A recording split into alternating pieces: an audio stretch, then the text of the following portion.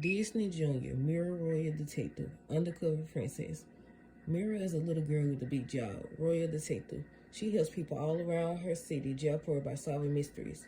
One Sunday morning, Mira gets called to the palace by Queen Shanti. The queen must have a new case for her. Mira's mongoose friends, Miku and Shiku, go along. Birdie want a snack? Chiku asks a colorful bird. Birdie want a snack? The bird repeats. Mira explains that this is a minor bird. It repeats things people say. Queen Shanti tells Mira that the bird heard some troubling news. The bird repeats what it overheard someone say. We're going to steal the gem of Jaipur at the royal party tonight. We can't let that happen, says Mira. I'm on the case. How can I help your majesty? The queen asks Mira to come to the royal party and stay on the lookout for anyone who tries to steal the gem. But I think you should blend in with the guests, says the queen. I would like you to go undercover as a princess. Mira is surprised. She's not sure how to act like a princess. Queen Shanti tells her not to worry. Prince Neil will give her royal training. Prince Neil and his older brother, Prince Veer, meet Mira at her house. Mira has to stand up straight, wear a lot of heavy jewelry, and walk and talk like a princess. It is hard work. After a lot of practice, Neil and Vera think Mira is finally ready. Mira gets a new princess dress and a secret identity. It is my pleasure to introduce Princess Hira, Neil announces. Mira isn't the only one going undercover. Her cousin Priya is Assistant Prince Hira in a lady-in-waiting disguise, and Miku and Chiku are dressed as royal food servers. We're happy to help, says Miku, especially if we get to be near the snacks. Mira arrives at the royal party in disguise. Kings, queens, princes, and princesses watch her enter the palace. No one has even seen this princess before. Hello, Princess Hira, Queen Shanti says with a wink. Then she whispers, good luck finding the thieves, Mira. Mira goes to check on the gem of Jaipur. The gem is exactly where it should be, she says. So far, so good, says Priya. Hey, I found the thief, says Miku. It's Chiku. He just stole one of my snacks. Mira laughs and reminds them to be on the lookout for anyone trying to steal the gem, not the food. Two musicians begin to play. They leave the stage and walk through the party guests with their instruments. Suddenly, one of them trips and falls over. Oops, she says, I'm so clumsy. Everyone turns to look as a royal guard rushes over and helps her up. In the commotion, Mira realizes no one is guarding the gem of Jaipur. Mira and her friends rush back to the glass case. They are relieved to find the gem inside, but Mira notices something strange. Isn't the gem of Jaipur blue? Neil nods. It is. Then we have a big problem, says Mira, because this gem is green. They done replaced it already. Mira goes to tell the queen that the gem of Jaipur has been replaced with a fake. Queen Shanti tells Mira that she believes in her and knows that she will find the real gem. Mira and her friends check the crime scene for clues. Mira finds a red tassel on the floor. She thinks maybe whoever stole the gem has red tassels on their clothing. Mira tells her friends to spread out and look for more. Miku and Chiku find one on a tray of desserts they serve to the musicians. Mira uses a spyglass to find one on the stage. It looks like the same person who was near the gem also took a dessert from Miku and Chiku and was on the stage, says Mira. Let's think this through, Mira says. We found red tassels in 3 places, by the gem case, on the food tray, and on the stage. And there are only 2 people who were in all 3 of these places. The musicians who were playing in the crowd and their instruments had red tassels on them. We need to talk to them. Mira finds the musicians, but they run out of the palace door before she can ask them questions. Is that the one that tripped? Let's see. Mira calls for backup. Deputy Usha stopped them. She cries. The police cow steps out in front of the musicians, blocking their path. Move! Mira and her friends run up to the musicians. Excuse me, Mira says, did you steal the gem of Jaipur? Of course not, says the drummer. Besides, if I did steal it, where is it now? Mira points to the blue gem in his turban. Right there. Your friend pretended to trip so everyone would be distracted. Then, when no one was looking, you replaced the blue gem of Jaipur with the fake green one. Case closed. Mira hands the gem to Queen Shanti. Brilliant job, Mira, says the queen. I knew you would solve this case. Deputy Usha takes them away. Move, says Deputy Usha.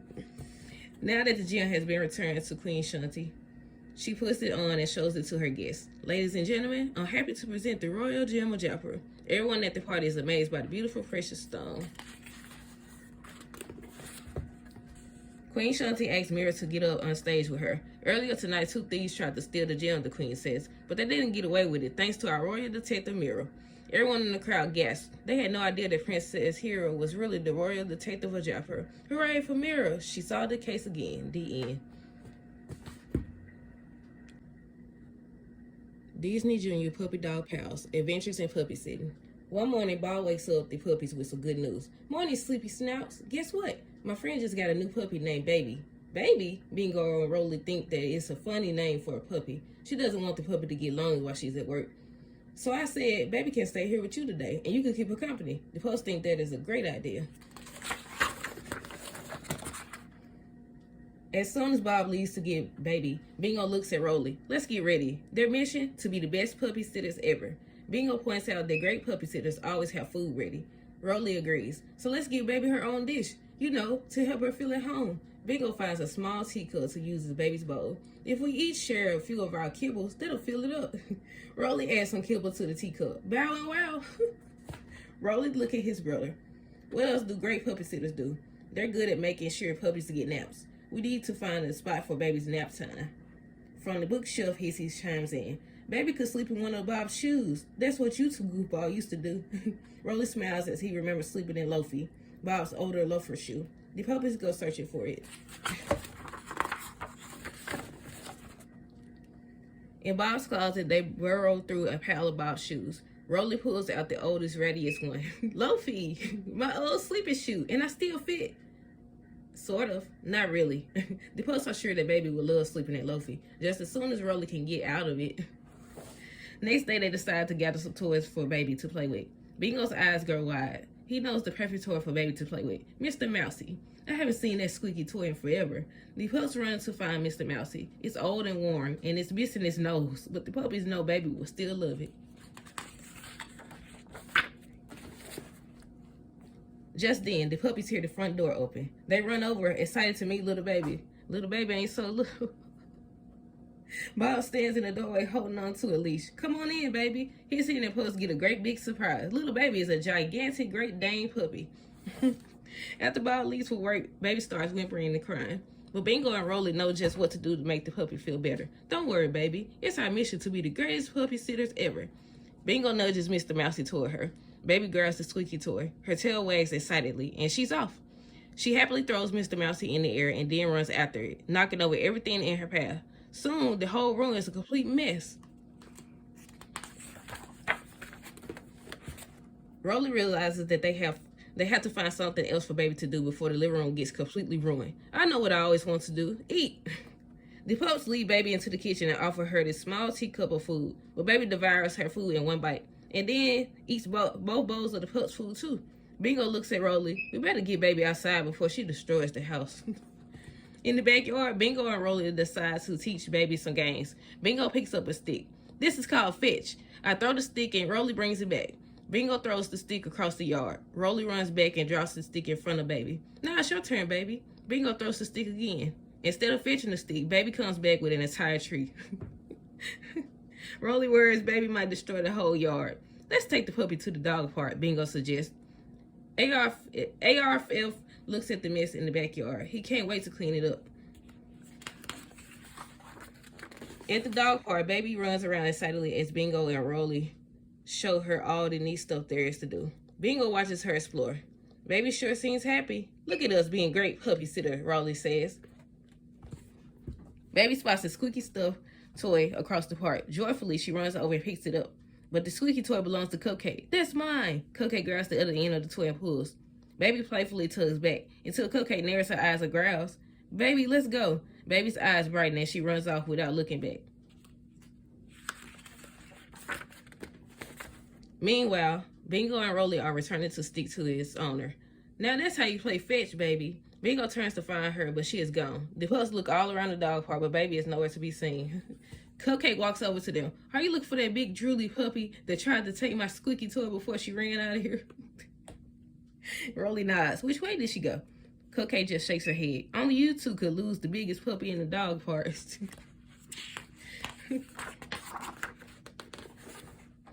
Then it strikes Bingo. She is the biggest. Rolly, we just have to follow the biggest paw prints. Rolly looks down and spots a large paw print in the dirt. Like this one? Exactly like that one. Bingo looks around and finds a whole trail of big paw prints. Follow those paw prints. Thanks, Cupcake. Bingo and Rolly follow the paw prints out of the park. Then they follow the trail of prints and slobber through the neighborhood until they realize they are headed straight for their house. Bingo stops suddenly. Rolly, I think I figured it out.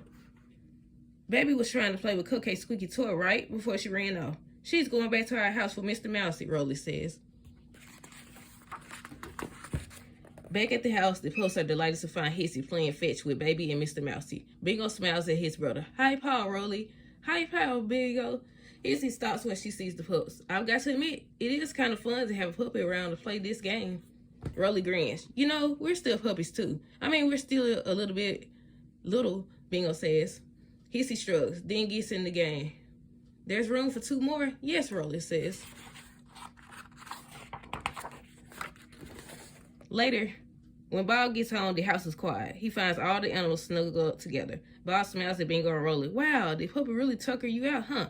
The pups sleepily open their eyes. Looks like you guys ended up being great puppy sitters. The end. Disney Junior Vampirina, going Batty. Vampirina Huntley is excited. Her family just moved from Transylvania to Pennsylvania. They're a little bit different from the other families in the neighborhood. That's because Vampirina and the family are vampires. Vampirina unpacks the last box of cobwebs. It sure looks spooky in here, she says. It feels like home. Now that they're all settled in, V is excited to make new friends. Her friends Demi the Ghost and Gregoria the Gargoyle came with them from Transylvania. But V wants to make some human friends too. Just remember that sometimes human can be a little jumpy, says V's mom, Oksana. Her parents explain that people are sometimes scared of things they haven't seen before. Just then, the doorbell shrieks. It's their neighbor Edna. She welcomes the Huntleys to the neighborhood with a yummy plate of cookies. But when Edna walks inside, she gets a bit of a surprise. The statue, it moved, Edna cries.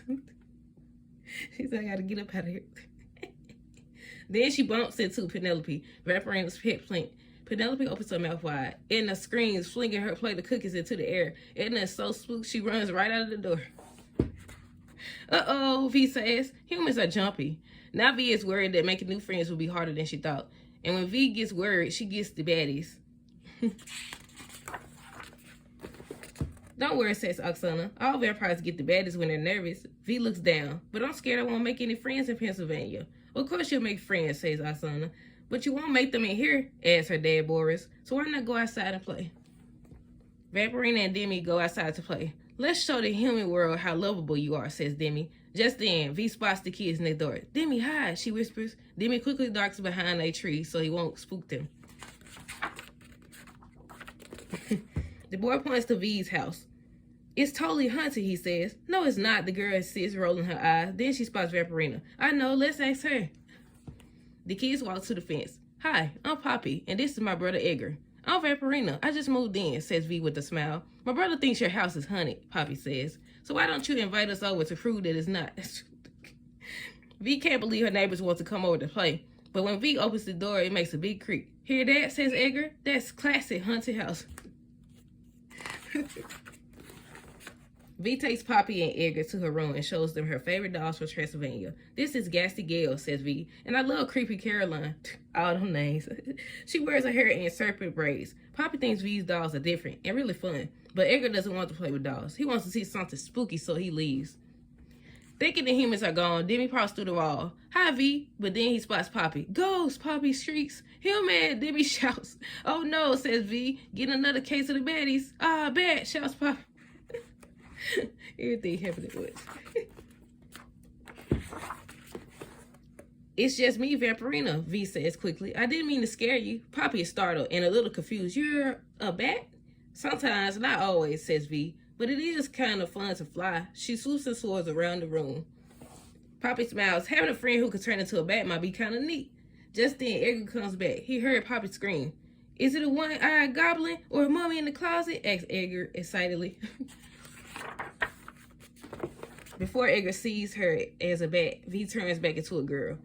You can tell him, Poppy, she says quietly. Oh, that was nothing, says Poppy. I screamed because V and I both love Justin Teeter and the singing sirens. Oh man, Edgar says disappointed. Call me if something spooky happens. I'm out. So you still want to be my friend? Asks V. Poppy shrugs. I wanted to be your friend before you turned into a bat, so why wouldn't I want to be your friend afterwards too? Vampirina smiles and then gives her new friend a big hug. It looks like making friends in Pennsylvania isn't so scary after all. The end. Disney Junior Mickey Mouse Mixed Up Adventures. One Unicorny Day. Penelope Pony is having a great day at the Long Tree Horse Ranch. Lisa is busy tending to the other animals when Penelope spots a butterfly. Suddenly, Penelope is running out of the ranch.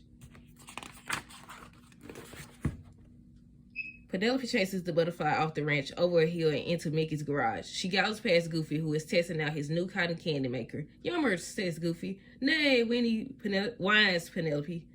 Crash goes the cart. Splat goes the pretty pink cotton candy right on Penelope's head.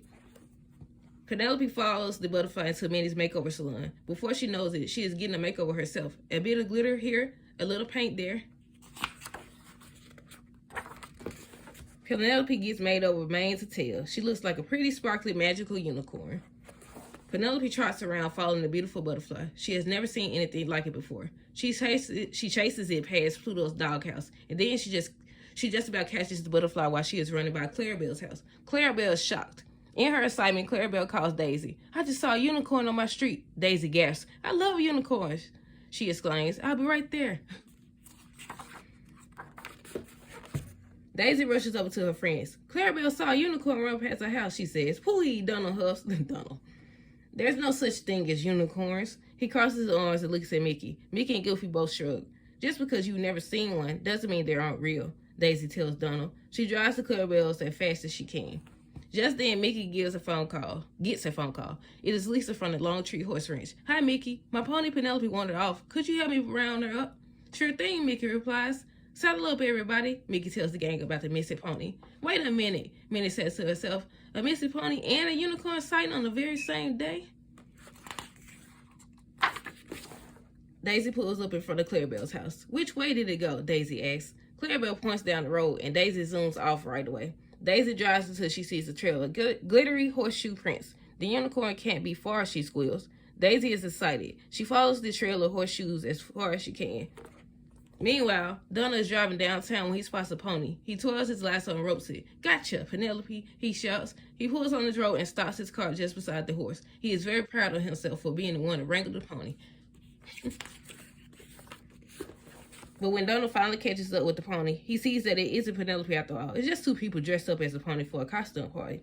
Donald is furious and begins yelling at the two partygoers, and he is wondering where Penelope can be and if he is ever going to find her. Just then, Penelope trots past them. She is still following the butterfly.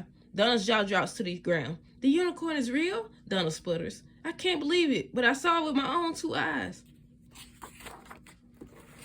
Donald sees Minnie drive by. He waves her down. Minnie, I just saw the unicorn, he shouts. Are you sure? Minnie asks. I'm sure, Donald replies. Look, there's unicorn dust on my bumper. Minnie takes a closer look and giggles. Donald, that's not unicorn dust, she says. It's paint from my makeover salon. I recognize it anywhere. Not far away, as Daisy drives past the park, she sees something glittery and sparkly in the sunlight. The unicorn's over there, she cries. Daisy speeds over to where she saw the unicorn. Carefully, she goes to investigate what is in the bushes. She is sure to move slowly so she won't spook the unicorn. After all, Daisy has spent all this time looking for it. She doesn't want it running away.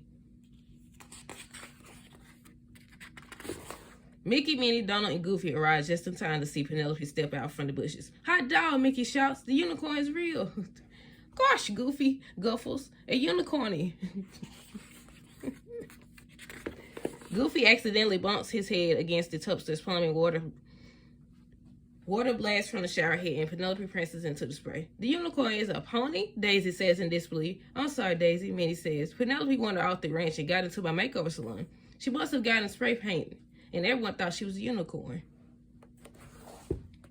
Well, she might not be real, but that doesn't mean there aren't real unicorns out there somewhere, Daisy insists.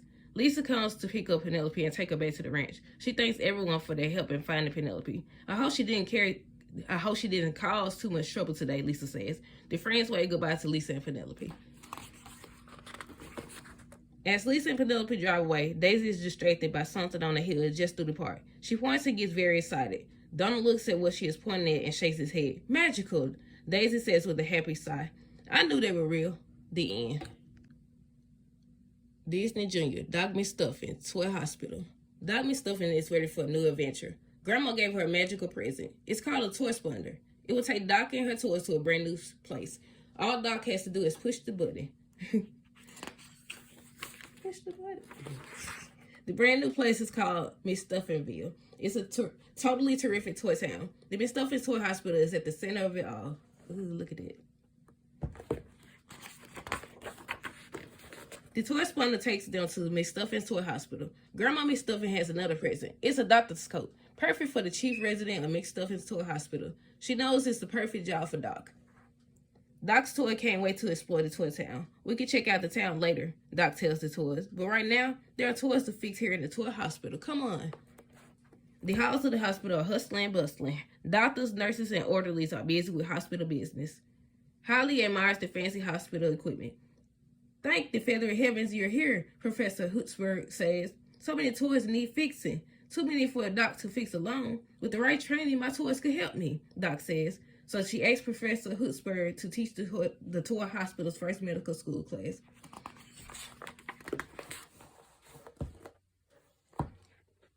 Holly looks around the emergency room and says, "This place is busier than a bunch of bumblebees at a buttercup buzzer." What? The hospital is a lot bigger than Doc's clinic, but Doc believes in her toy team. Professor Hutzberg quickly gives them a lesson in making a diagnosis. One toy at a time, Doc tells them.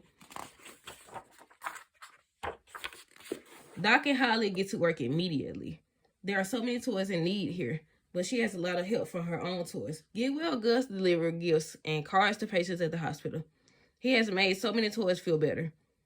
But now he has crashed and lost one of his wings. Doc and Holly head to the operating room to give Gus a new wing that can act just like his original one, a prosthetic wing. Now it's time to choose a perfect get well gift for Gus at the hospital gift shop. Holly picks up a picture book and thinks that might be the perfect gift. Lemmy is over by the flowers. She thinks that the colors will brighten up Gus's room and make him happy. Stuffy has picked out a very funny card that he knows will make Gus laugh. Chili believes chocolate is the best get-well gift of all. Doc thinks there are some great get-well gifts. These are some great get-well gifts, when it comes to fixing toys, practice makes perfect. So the medical students head to the sewing and stuffing room to work on their skills. Chili is very nervous he might hurt the teddy bear.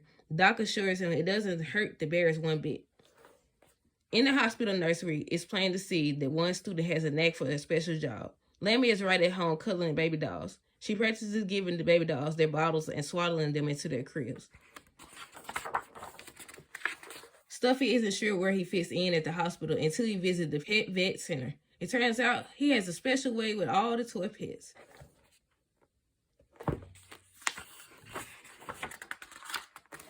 At the end of the day, it's time for rounds. That's when Doc and the toys go all around the hospital to check on the patients they treated earlier. Doc is happy to see her patients in good spirits. She is very proud of herself and the rest of her toys for having such a great day. The end. Disney Junior Mickey Mouse Clubhouse, a rainy day adventure. One day, all the friends are together in the clubhouse to meet Daze's new kitten. Suddenly, a clap of thunder shakes the clubhouse. The kitten tries to meow, but it comes out as a squeak. "I'll name her Squeaky," says Daisy. Everyone laughs. "Oh, pooey. I didn't know it was going to rain this afternoon. Now we'll be stuck indoors with nothing to do," Donald said. Donald always mad. "There must be lots of things we could do right here in the clubhouse," Mickey says. "So what exactly is there to do?" asks Daisy. "The friends all hear a tapping sound." "Oh, pickle juice," says Donald. "What we're hearing is water dripping through a leak in the roof. But as the friends look up, they can see it is 4 leaks in the roof."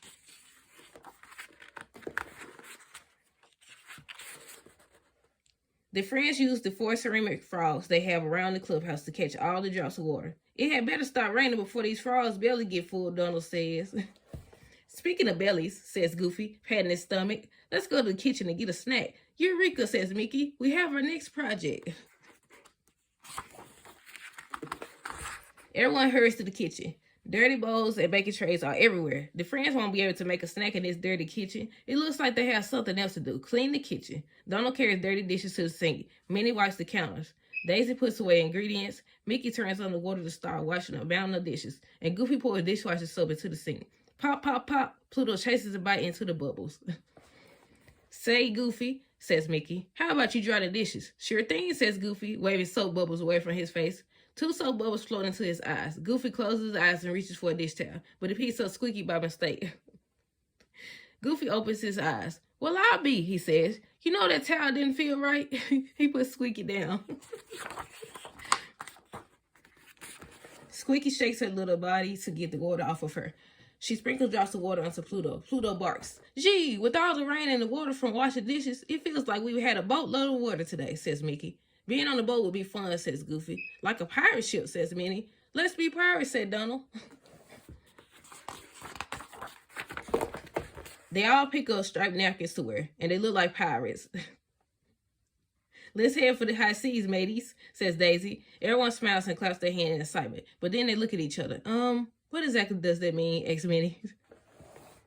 They all run up to the bathtub and grab a toy pirate ship. Everyone takes a turn sailing the toy pirate ship back and forth, except for Squeaky and Pluto. They've had enough water for the day. We're sailing through the high seas looking for buried treasures, says Donald.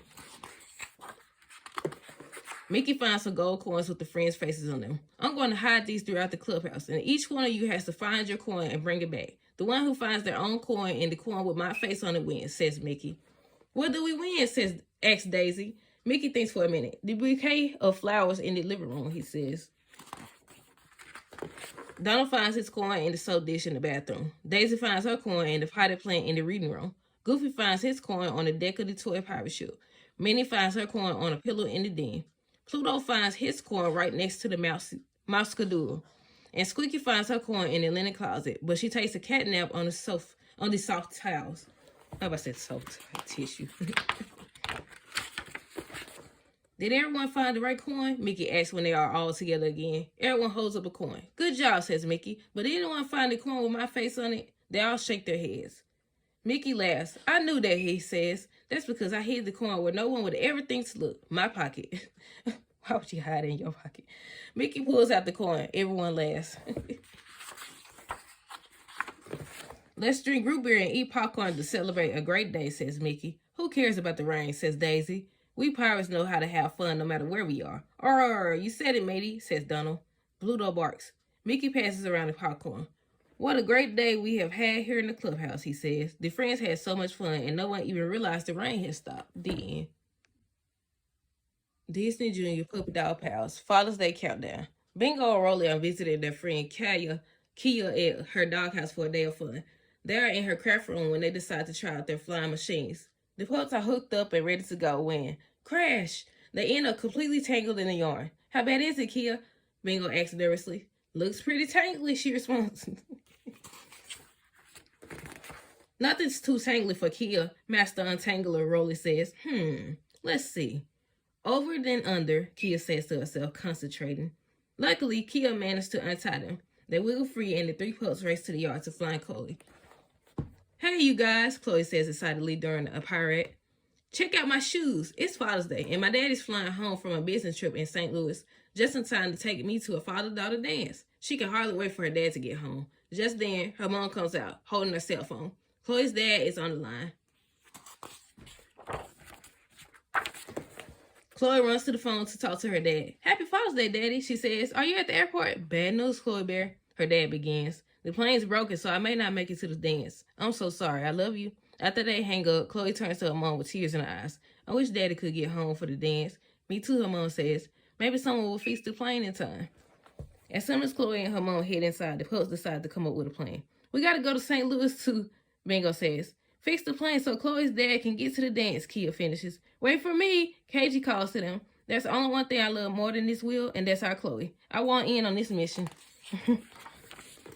The pets all head to the airport to find a plane to St. Louis. When they get there, they spot Frank and Esther. Hustle it, Frank. We gotta catch the plane to St. Louis, Esther says. That's all right, Bingo cheers. Come on.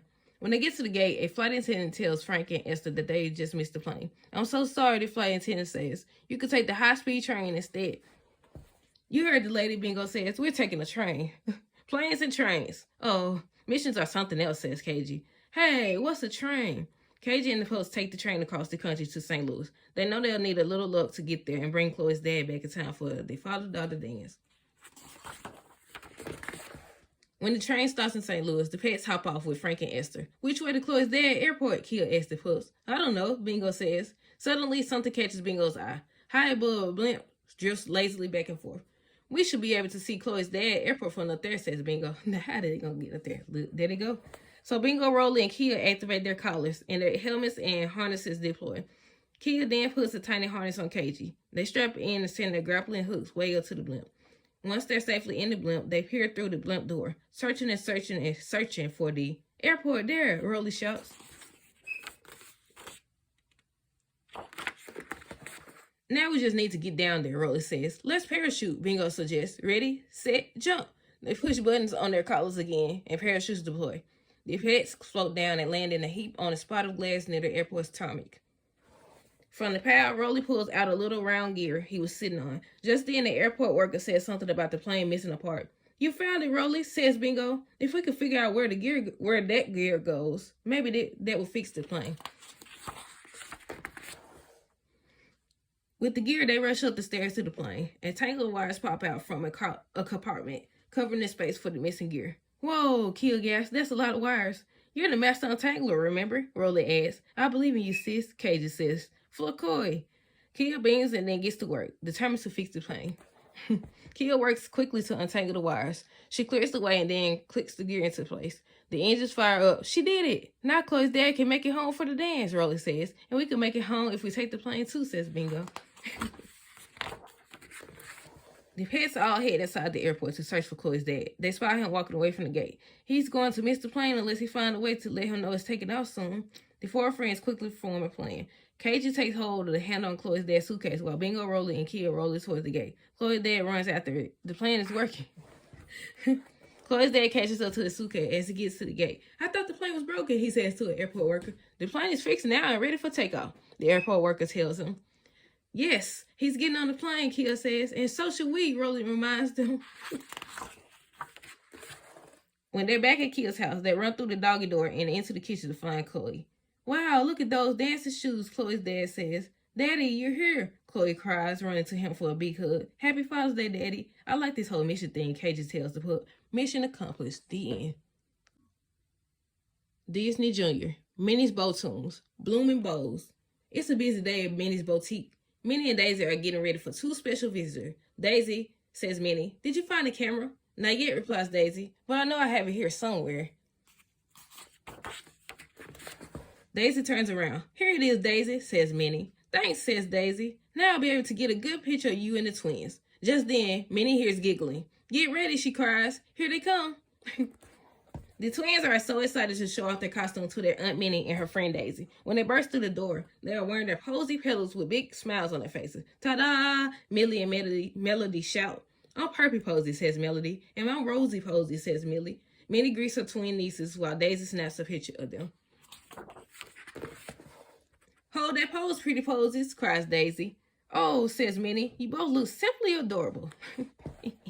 As the girls swirl around to show off the costume, some of the flower petals fall off. Daisy snaps away as Coco Loco flies in for a closer look. All set for the posy pageant? Asks Coco Loco. We sure are, Coco Loco, says Millie. Come on, Melody. Let's show them our posy prince dance. As the girl dance, more and more paper petals fall to the floor. All their petals gone. Is that supposed to happen? Whispered Coco Loco, pointing to all the petals on the floor. Oh my, Minnie says. The twins stare at the petals on the floor. Uh-oh, says Melody. I guess the glue wasn't dry. I'll say, says Coco Loco. Don't worry, girls, Minnie says. We'll fix these right up. Oh, please hurry, Aunt Minnie, says Melody. Or else we can't be in the pageant, cries Millie. I've got this sticky wicky goo. Daisy cries. Good thinking, Daisy, says Minnie. Minnie watches as Daisy glues the petals back on. Let's see. This pink one goes here. This purple one goes there. Wait, is that right? Asks Daisy. Daisy, says Melody. I'm Purple Posy. She's Rosie Posy. The girls look at each other and get very sad. The dance room with their perfect costumes. What would they do now? Minnie gives the twins a big hug. They're there now, girls, she says. I'll figure something out. But how? Asks Melody. It's a flower show, not a bow show. Suddenly, Minnie has an idea. Girls, she calls, follow me. Grabbing an armful of fabric, Minnie leads the girls to the dressing room. While Minnie cuts fabric and ties ribbon, the twins giggles excitedly. Daisy and Cougar Loco can't wait to see what Minnie is creating. Soon Minnie reappears. Ladies and gentle bird, introducing our favorite flowers, Rosy Posy and Purple Posy. Pop-up posies, cried Daisy, and no glue needed. Now that's what I call getting out of a sticky situation, says Cuckoo-Loca. Come on, my little posies, says Minnie. It's showtime. The girls are smiling petal to petal, and they're so happy with their new costumes. Now they are ready for the flower show. Hey girl, Daisy calls, holding up her camera. Say posies. Millie and Melody wave goodbye as they run out the door. Minnie, Daisy, and Cuckoo-Loca wave back at the twins, relieved they could fix their costumes. Wow, Minnie, says Daisy, smiling at her friend. Who knew you had such flower power? It's like I always said, Daisy, says Minnie. There's no business like bow business. Minnie and Daisy both giggle as they get back to work at the boutique. The end. Disney Junior, Vampirina, home screen home. Vampirina and her band, the Ghoul Girls, are practicing their new song when V's parents walk in. V, do you remember what today is? Boris asks. V gasps. Oh my gosh, today's the Transylvania Scream Factor competition. It's a contest. Whoever wins is Transylvania's best talent, she explains to her friends. Osana announces that they're all going to the Scream Factor competition. You can't wait to show Poppy and Bridget the place where she grew up. V can't wait. I said you. V can't wait to show Poppy and Bridget the place where she grew up. Poppy looks down through the fog below. Wow, is that Transylvania?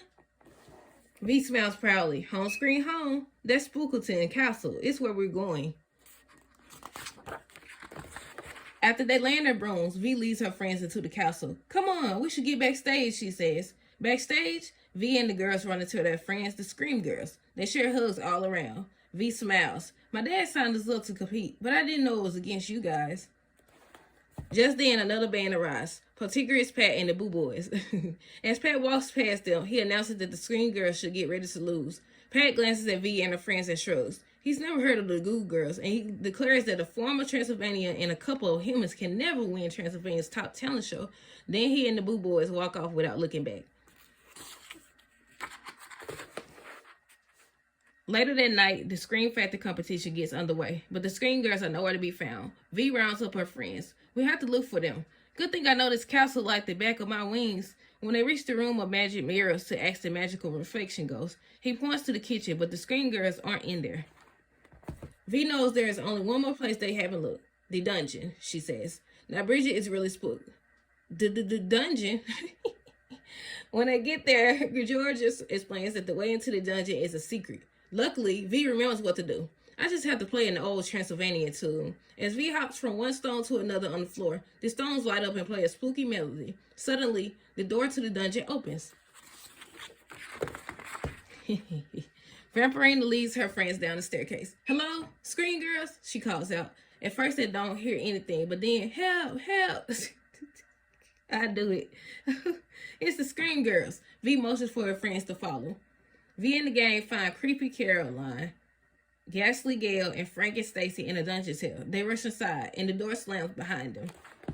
V runs to the door and finds Protagonist Pat. I knew it. He laughs and he locks them all in and takes the key. Pat says he won't be letting them out until after the show. V is angry. This isn't winning. This is cheating, exactly, she says. But Protagonist Pat doesn't care. He'll do anything to sing his way to superstar screener. Pat cheating. V isn't about to quit. She comes up with a plan. First, she transforms into a bat. Demi floats through the door and helps her squeeze through the keyhole. Then together they fly out to get the key. Before long, V and Demi spot Particular's Pat and the key. But as soon as he sees them headed toward him, he makes the key sprout wings and fly away. V and Demi race after the key, but it's too fast. Just then, Boris sees V's. When he hears what happened, he springs into action, zipping and zooming through the air until he captures the key. With no time to lose, V and Demi race back to the dungeon and free their friends. Everyone gathers around V to thank her. Come on, we gotta go, Vampirina says.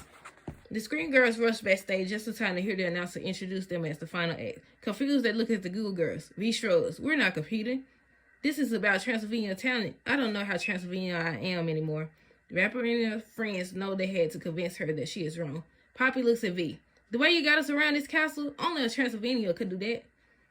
Frank and Stacy nods. It's part of who you are. It doesn't matter where you move to. That'll never change. As the Scream Girls walk on stage, the crowd goes wild. Frank and Stacy grabs the mic. Sorry, but tonight is a celebration of all things Transylvania, and we got some friends backstage. So give it up for a spooktacular band, the Ghoul Girls. V, Papa, and Bridget look at each other, shocked. That's us, V says. The Ghoul Girls take the stage as particulars pad house, angry that his plan didn't work. Bridget, Papa, and Vampirina rock the house, and the Ghoul Girls become the new Scream Factor champions. V smiles at the crowd. I guess you can take the Ghoul out of Transylvania, but you can't take the Transylvania out of the Ghoul. The end. Disney Junior. Tiny One's Transform Service. Training Days. Duck, duck, duck, penguin. Freddy taps his best buddy, Pip, and runs around the circle of giggling ducklings. The two friends are taking a break from the delivery work to play in the nursery. But before they know it, playtime is over. The ducklings need to be delivered to their parents. As Pip and Freddy load up their crate, they see their friend JP, the super duper flyer, leading 3 young storks, Jed, Red, and Zed, on a field trip. There's a right and there's a wrong way to deliver babies, says JP, and I'm going to teach you the right way. JP waves a red flag and tells the young storks to follow it wherever he goes, no matter what. But before he can start the delivery, JP gets called away to have his picture taken for Stork magazine.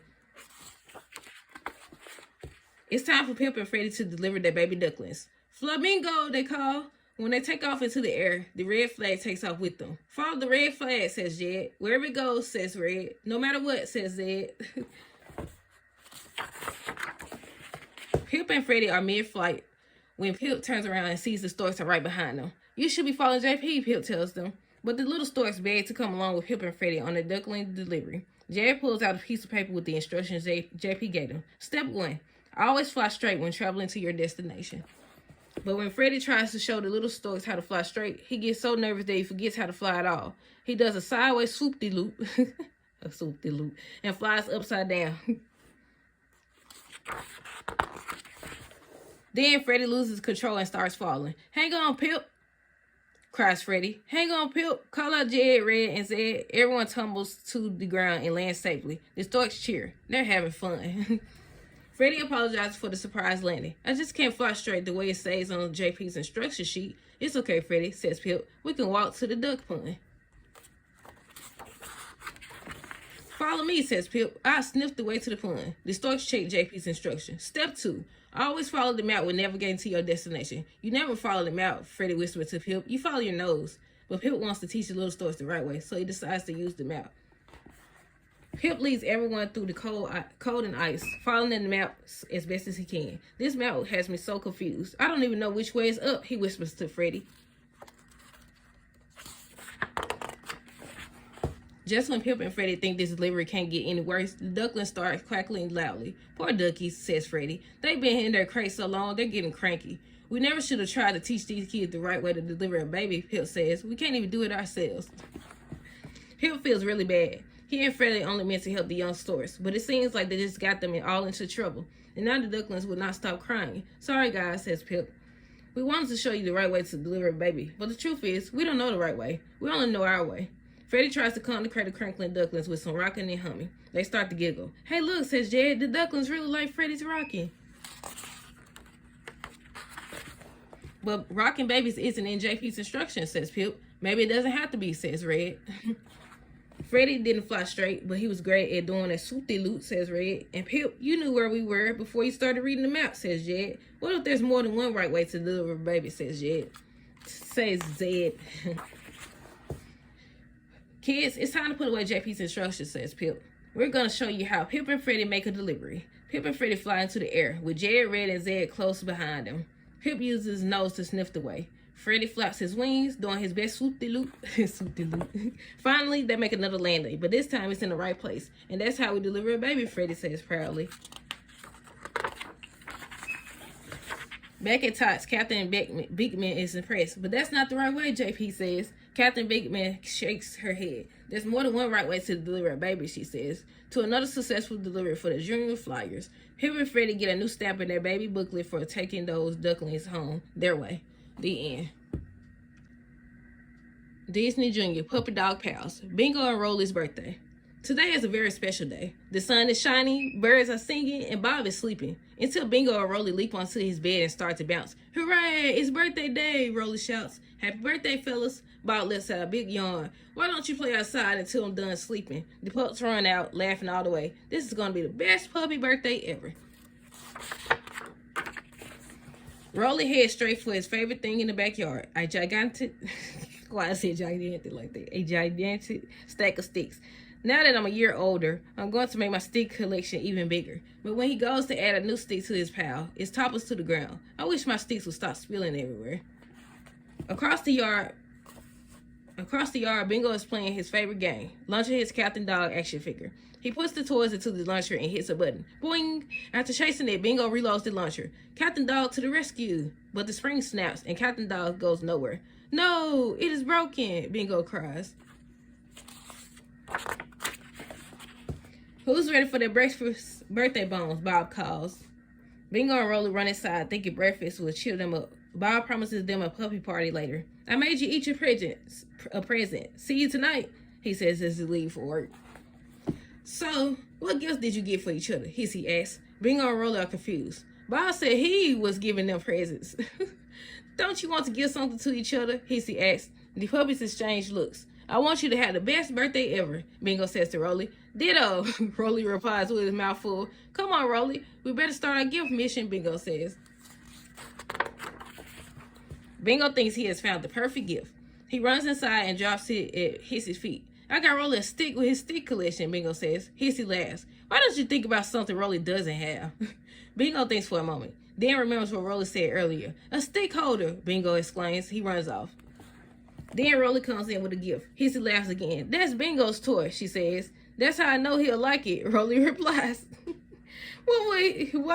What would he like that he doesn't have already? Hissy asks. He used to like lunching his Captain Dog fish toy, Rolly says. Maybe I can find him something springy. Rolly dashes out the front door. Rolly goes to visit their friend Dally, the Firehouse Dalmatian. That spring is just what I'm looking for, Rolly exclaims. I give it to you, but I need to prop it up to the front of my doghouse, Dolly says. If you got something else that can get the job done, I'd be happy to trade you. So Rolly decides to trade his stick collection. Rolly decides to trade his stick collection for Dolly's spring. Seems like you really love those sticks, though, says Dolly. Yeah, Rolly says, I do, but not as much as I love my brother. See ya, Dolly. I've got a present to wrap. At the dog park, Bingo spots Cupcake and Rufus playing with the box that would be perfect for Rolly's stick collection. Oh, my goodness. He asked if he could give it to Rolly. You're barking up the wrong tree, Cupcake says. Unless you want to trade me something better. Bingo brings all his favorite toys to Cupcake and Rufus. Cupcake spots Bingo's Captain Dog action figure. That's the one I want. Bingo sighs. Okay, he says. For Rolly, I'll trade. He's going to be so excited to see this box. The pups bring the present to the middle of the backyard. Open yours first, Bingo shouts. No, you go first, Rolly says. The brothers open their present at the same time. It's a spring to launch your Captain Dog action figure, Rolly says excitedly when Bingo opens his present. And yours is a stick holder for your stick collection, says Bingo. What are you waiting for? Bingo asks. Put your sticks in there. The thing is, I don't have them anymore. I traded my stick collection to Dolly for that spring, Rolly says. So let's use it to launch Captain Dog. We can't. I traded Captain Dog to Cupcake for your present, Bingo tells his brother. Aren't you sad you can't play with your toys? He asks. Yeah, Bingo says, but I have a brother who traded his most favorite thing just to make me happy. And that's better than any present I could think of, Rolly asks. Arf thinks this is lovely. Arf is having big feelings, he cries. When Bob gets home, he calls the puppies into the house. Who's ready for a birthday party? Bob gives them sweaters he knitted himself. We love them, Bob, Bingo says. Thank you so much. Rolly jumps up and down. Arf is so excited to clean up the party mess, and he starts with the mess the puppies made opening their presents. Bingo and Rolly's birthday is almost over, but they still have 2 more presents from Hissy that are waiting in the backyard. My stick collection, Rolly shouts. And my Captain Dog. How did you get our stuff back? Bingo asks. I just made a couple of trades, Hissy replies. Bingo and Rolly give her puppy hugs. You're the best kitty sister in the whole world, Rolly says. I know, Hissy says with a smile. Don't rub it in. Rolly's stick collection fits perfectly in his new box. Bingo uses the new spring in his toy launcher and makes the Captain Dog figure fly through the air. and Captain Dog flies again. He shouts excitedly. Hissy watches them play. Happy birthday, brothers. Mission accomplished. The end. Disney Junior, Mickey Mouse Mixed Up Adventures, Minnie's Vacation Home. One bright, cheery morning, Daze and Cuckoo Loca are enjoying a healthy breakfast when the phone rings. Minnie quickly picks it up. Hello? Minnie speaks softly, but her roommates can still hear her. Now, Miss Mayweather, please promise me that you won't tell my secret. Minnie hangs up and heads for the door. Sorry, girl, she says. I have to go run an errand. After Minnie leaves, Cuckoo Loca turns to Daisy. Something fishy is going on. Let's follow Minnie to see where she's really going. Daisy agrees. Let's wear disguises. Daisy and Cuckoo Loca catch up to Minnie as she is driving through Hot Dog Hills. She'll never suspect that 2 fish sellers in a fish truck are following her, Daisy says confidently. Minnie says. Now why are 2 fish sellers in a fish truck following me? She pulls over and stops. Crackers, Daisy shouts. Get into fish mode. Get into fish mode. The girls throw open the back doors to pretend to be selling fish. Daisy calls out in a deep voice. Fresh fish. We've got tuna, cod, squid. They're off the hook, Cuckoo Loca adds. The disguises work. Minnie has no idea that the fish sellers are really her friend. She drives off for a minute later, and Daisy and Cuckoo Loca are not far behind. Minnie parks in front of a rundown house with a for sale sign in the yard. The front door opens. Hello, Minnie, says Miss Mayweather. Welcome to your new house. Daisy and Cuckoo Loca can't believe their ears. This means Minnie is moving out of the apartment, exclaims Daisy. The girls are heartbroken, but they still want to support their best friend, Minnie. Inside the house, Minnie walks with Miss Mayweather. It'll be so nice to have a place where we can relax on the weekends, she says. I bet Daisy and Cuckoo Loca are excited, says Miss Mayweather. They will be once I tell them, Minnie says with a giggle. I wanted to surprise them, and they'll hear spine. Just then, Daisy and Cuckoo Loca knock on the door. Your secret's out, Cuckoo Loca says. Minnie is relieved. Oh, good. It's been so hard for me to keep the secret. Come in. Daisy and Cuckoo Loca look around. The house is run down and badly in need of repair. It's nice, Daisy says Daisy. The place needs a lot of fixing up, Minnie admits, but if we work hard, we can make it look nice again. Cuckoo Loca asks. Don't you want to help, Minnie asks. Daisy and Cuckoo Loca don't want to help Minnie move, but they want to be good friends, so they agree. At the mixed up motor lab, Minnie chooses pink paint, curtains, a new rug, and lots of building tools. Cuckoo Loca whispers to Daisy, I can't help Minnie fix this house just so she can move. Daisy has an idea. Then we'll unfix the house so she can't move away. The tools and supplies are loaded into a nifty Happy Helper do-it-yourselfer trailer. We're ready to fix up the house, says Minnie. She is so excited to get to work on the house. She jumps into the driver's seat, ready to go. Oh, we're ready. All right, says Daisy. She and Cuckoo Loca chuckle to each other and exchange winks. They get in the van with Minnie and she drives away. The first step to fixing up the house is to replace the old carpet. Minnie and Daisy start at one side and begin to roll it up. Next, Minnie puts down a brand new carpet. It looks wonderful, but Daisy and Cuckoo Loca say they are going to make it look even better. They open some paint and draw a picture of themselves. Minnie pretends to like it. Their rug was too plain anyways, she says.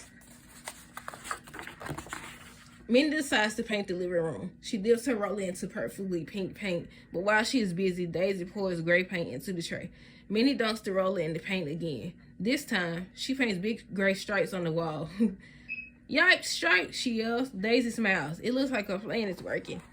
Just then, Cuckoo Loca flies into the kitchen with a bucket of mud. Daisy plans to use it to make a mess. This place would be so icky, Minnie would never want to move out of our apartment, says Daisy. But the bucket slips out of Daisy's hand and into the sink.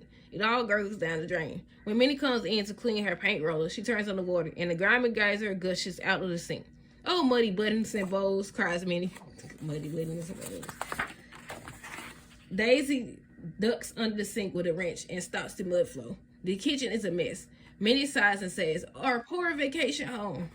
Our vacation home? Daisy and Cuckoo Loca say together. Yes, says Minnie. I bought it for us. You said you knew the secret. Daisy explains that they thought Minnie was moving out of the apartment, leaving them behind. Oh, girls, Minnie says with a giggle. I would never move away from my very best friends. Never, ever.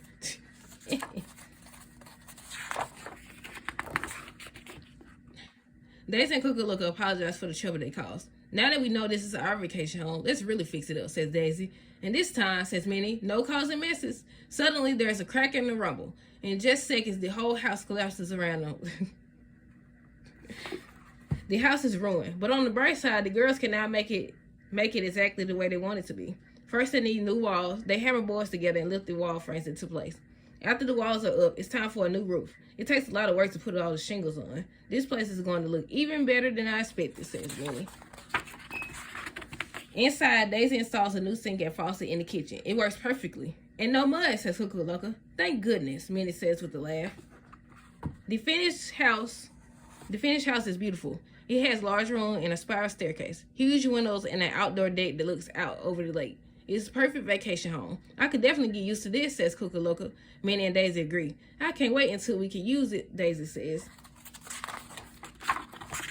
It isn't long before the girls are fully enjoying their lovely vacation home. One afternoon, as the three friends are relaxing on the deck, Minnie's phone rings. Hookalooka sits up straight. Do not answer that, she insists. But why, asks Minnie. Because we were not ready for another house. The end.